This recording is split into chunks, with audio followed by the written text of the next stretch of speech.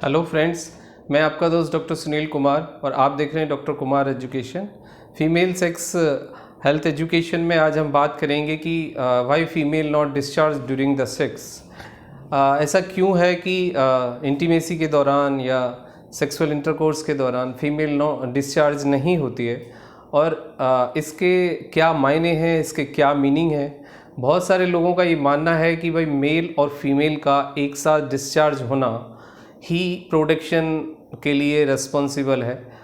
इसका मतलब ये है कि आपको यदि चाइल्ड प्रोड्यूस करना है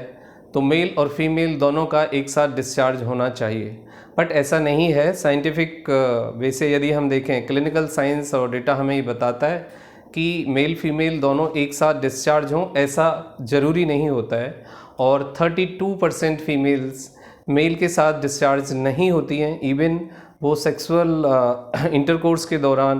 का डिस्चार्ज नहीं होती, वो डिस्चार्ज आइदर वो बाद में होती हैं या फिर वो उस समय वो डिस्चार्ज वाली जो फीलिंग है या प्रोसेस है वो उनकी बॉडी से नहीं होता है। अब हम दूसरी बात पे आते हैं कि ऐसा क्यों होता है कि फीमेल डिस्चार्ज नहीं होती ड्यूरिंग द इंटरकोर्स या सेक्सुअल रिएक्शंस, और डिस्चार्ज ना होने के क्या मायने हैं, क्या उसके नुकसान हैं, क्या क्लिनिकल बेनिफिट है और क्या क्लिनिकल लॉस हैं। तो यदि हम फिजियोलॉजिकली देखें तो जो हार्मोन्स हैं मेल फीमेल के अंदर, तो दोनों हार्मोन्स का जो सिक्रीशन है उसका एक तरीका, एक हार्मोनल जो एनाटॉमी है, हार्मोनल जो फिजियोलॉजी है फीमेल्स और मेल के अंदर, दोनों में बिल्कुल डिफरेंट है। एस्ट्रोजन, प्रोजेस्ट्रॉन और जो फीमेल्स हार्मोन्स को सिक्रीशन में सपोर्ट करते हैं, उन हार्मोन्स के सिक्रीशन के लिए ज़्यादा टाइम चाहिए, ब्रेन की ज़्यादा कनेक्टिविटी बॉडी के साथ चाहिए, टचिंग चाहिए, एक इमेजिनेटरी वो पॉइंट चाहिए, वो एक इन्वायरमेंट चाहिए, वो एक फीलिंग चाहिए, वो एक सोशली फ्री इन्वायरमेंट चाहिए, सराउंडिंग से डिसकनेक्शंस चाहिए, तब जाके फीमेल के अंदर वो हार्मोनल सिक्रीशन उस तरीके से स्टार्ट होता है और बॉडी फिर उस तरीके से रिएक्ट करना शुरू करती है। दूसरा, हम मेल की जो फिजियोलॉजी है, जो एनाटॉमी है, अब उस पर आते हैं। मेल के अंदर जो टेस्टोस्टेरोन है और जो एंड्रोजन हार्मोन्स है which is directly responsible for the sexual reactions, ये थोड़ा सा कम टाइम लेते हैं, क्योंकि मेल का जो ब्रेन है या मेल का जो थॉट है या जो उसकी सोशल कंडीशंस है वो ज़्यादा थोड़ी फ्रीली वो इमेजिनेट करता है अपनी वो जो सेक्सुअल जो उसकी नीड है या डिज़ायर है उसके बारे में, वो थोड़ा सा ज़्यादा फ्री है। और वो मैस्टरबेशन हो या फिर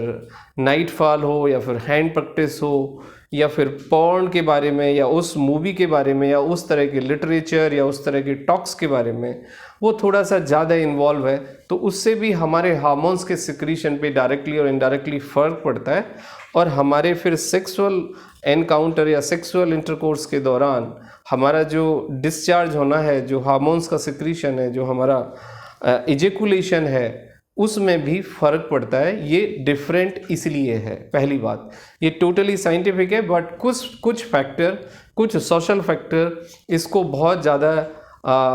मतलब नेगेटिवली डेवलप कर देते हैं, बहुत ज़्यादा बुरा बना देते हैं। और फीमेल्स को ना वो ऑर्गेज़म होता है, ना वो फीलिंग आती है, ना उसको वो हेल्थ बेनिफिट होते हैं जो सेक्स से होने चाहिए, और ना ही फिर उसकी सेक्स में वो रुचि जो है वो बनी रहती है, वो रुचि डिक्लाइन करती है। तो उसके कुछ सोशल फैक्टर भी हैं, इमोशंस हैं, आपके हार्मोनल फैक्टर हैं, सोशल फैक्टर हैं, फिर एक कनेक्टिविटी है, फिर एक आपका एजुकेशन है, फिर सेक्स के बारे में आप कितना बात करते हैं, कितना आप उसको समझते हैं और कितना फंडामेंटली आप ये मानते हैं कि जो सेक्स है, जो सेक्सुअल जो डिज़ायर है, जो सेक्सुअल नीड है, वो एक इंसान की हार्मोनल, मेंटल, एक ब्रेन की एक्सरसाइज है, वो एक आवश्यकता है जो बॉडी की फिजियोलॉजी को, हार्मोनल फिजियोलॉजी को और बॉडी के जो metabolic as well as the जो एनाटॉमिकल और जो फिजियोलॉजिकल फंक्शन है उसको रेगुलेट करता है, उसमें मदद करता है। और सेक्स की डिज़ायर, सेक्स करना, that is not a crime, it's a basic need of the human being, and everyone has right